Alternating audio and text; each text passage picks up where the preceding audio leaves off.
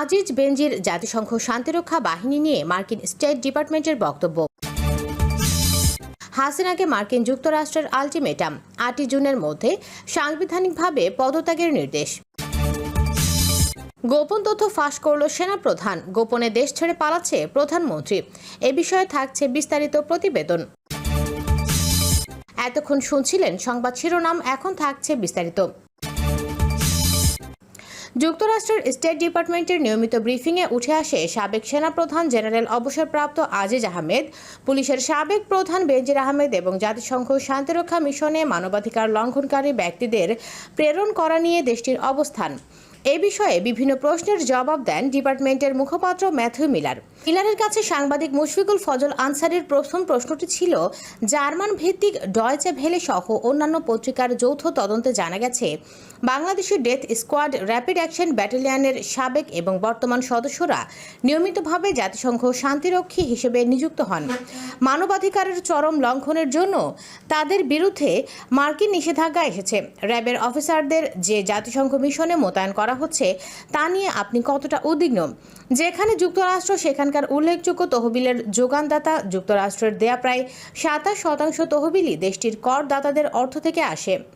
জবাবে মিলার বলেন, আমরা এই রিপোর্টগুলোর বিষয়ে সচেতন। শান্তিরক্ষা কার্যক্রম আন্তর্জাতিক শান্তি ও নিরাপত্তা উন্নয়নে অপরিহার্য ভূমিকা পালন করে। শান্তিরক্ষী কর্মীদের মানবাধিকার রক্ষা করাটা অপরিহার্য। ইউএন ভিউ ডিলিজেন্স নীতি অনুসারে এই বিষয়টি স্বপ্রত্যয়িত করার জন্য সেনা এবং পুলিশ পাঠানো দেশগুলোর ওপর জাতিসংঘ নির্ভর করে যে তারা মানবাধিকার লঙ্ঘন বা আন্তর্জাতিক মানবিক আইন লঙ্ঘনের সাথে জড়িত সেনা বা পুলিশদের সেখানে পাঠাচ্ছে না। দ্বিতীয় প্রশ্নটি ছিল এমন, দুটি মার্কিন নিষেধাজ্ঞা প্রাপ্ত সদ্য সাবেক পুলিশ প্রধানের বাংলাদেশে ব্যাপক দুর্নীতির খবর সম্প্রতি প্রকাশ হওয়ার পর কোনো মার্কিন সংস্থা যুক্তরাষ্ট্রে বা অন্য কোনো দেশে তার সম্পদের কোনো পরীক্ষা করেছে কিনা এবং যুক্তরাষ্ট্র এমন কোনো সম্পদ জব্দ করেছে কিনা? একইভাবে আপনার কাছে কি দুর্নীতিগ্রস্ত সাবেক সেনাপ্রধান জেনারেল আজিজ সম্পর্কে কোনো তথ্য আছে যার বিরুদ্ধে আপনারা সম্প্রতি ভিসা নিষেধাজ্ঞা আরোপ করেছেন? আপনারা কি সরকারের শীর্ষ নেতৃত্বের বিরুদ্ধে কোনো ব্যবস্থা নেবেন? এই কারণে যে কেন এই ব্যক্তিরা কিছু বা সবকিছু করার জন্য বিনামূল্যে ছাড় পাচ্ছেন। মিলার বলেন, প্রথম প্রশ্নটির বিষয়ে আমার কাছে বলার মতো কিছু নেই। দ্বিতীয়টির ক্ষেত্রে বলবো, আমি আপনার উল্লেখ করা অভিযোগ এবং মিডিয়া রিপোর্ট সম্পর্কে সচেতন। আমরা স্পষ্ট করেই বলেছি, দুর্নীতি অর্থনৈতিক প্রবৃদ্ধিকে বাধা দেয়, উন্নয়নকে বাধাগ্রস্ত করে, সরকারকে অস্থিতিশীল করে এবং গণতন্ত্রকে দুর্বল করে বলেই আমাদের বিশ্বাস। এই প্রশাসনের শুরু থেকেই আমরা দুর্নীতির বিরোধিতা করাকে জাতীয় নিরাপত্তার ক্ষেত্রে মূল স্বার্থে পরিণত করেছি।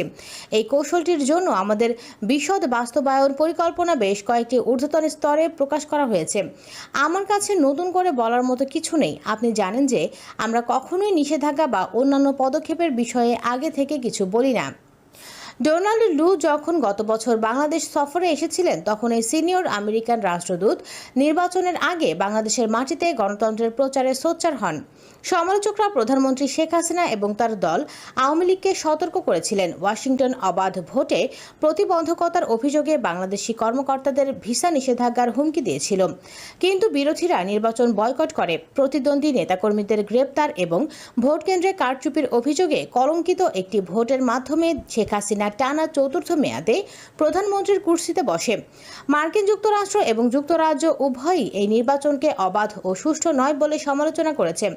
জাতিসংঘের মানবাধিকার প্রধান ভলকার তুর্ক বাংলাদেশ সরকারকে দেশের গণতন্ত্র ও মানবাধিকারের প্রতি প্রতিশ্রুতির কথা মনে করিয়ে দিয়ে দ্রুত পদক্ষেপ নেবার আহ্বান জানান। দক্ষিণ ও মধ্য এশিয়া বিষয়ক মার্কিন সহকারী পররাষ্ট্রমন্ত্রী অর্থনৈতিক সম্পর্ক জোরদার করা এবং জলবায়ু পরিবর্তনের সাথে লড়াই করার বিষয়ে একটি সম্পূর্ণ ভিন্ন বার্তা নিয়ে এই মাসে ঢাকায় আসেন। তার ২০২৩ সালের সফরের মতো এই মার্কিন কূটনীতিক এবারও বিরোধী নেতাদের এবং অধিকার গোষ্ঠীর সাথে বৈঠক এড়িয়ে গেছেন।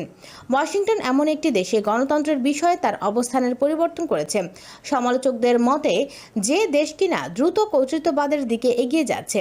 ইলিনয় স্টেট ইউনিভার্সিটির রাজনীতি ও সরকার বিভাগের distinguished professor Ali Riaz Nikkei এশিয়াকে বলেন, এর থেকে প্রতীয়মান হয় যে বিরক্তি সহকারে হলেও মার্কিন যুক্তরাষ্ট্র বাস্তবতাকে মেনে নিয়েছে এবং বাংলাদেশের সাথে সম্পর্ককে রিসেট করেছে।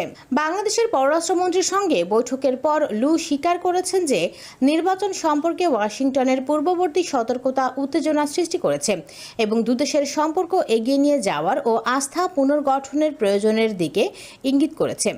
বাংলাদেশের তথ্য ও সম্প্রচার প্রতিমন্ত্রী মোহাম্মদ আলী আরাফাত লু এর 3 দিনের ঢাকা সফর সম্পর্কে বলেছেন, আমি শুধু বলতে পারি যে তার সফরের সময় অর্থনৈতিক অংশীদারিত্ব এবং মার্কিন যুক্তরাষ্ট্রের ইন্দো প্যাসিফিক নীতিতে বাংলাদেশের ভূমিকা নিয়ে কথা বলার ওপর দৃষ্টি নিবদ্ধ করেছেন।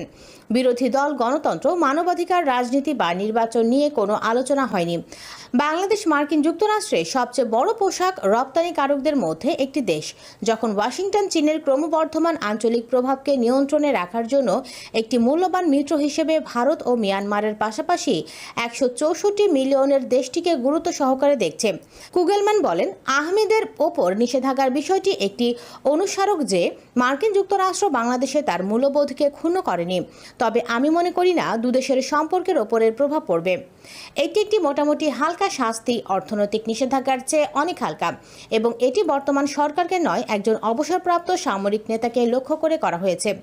ইলিনয় স্টেটের অধ্যাপক আলী রিয়াজ বলেন, ওয়াশিংটন ব্যবসায়িক ও ভূরাজনৈতিক স্বার্থকে অগ্রাধিকার দিচ্ছে এবং এখনও বাংলাদেশ সরকারের ওপর কিছুটা প্রভাব বজায় রাখার লক্ষ্যে রয়েছে।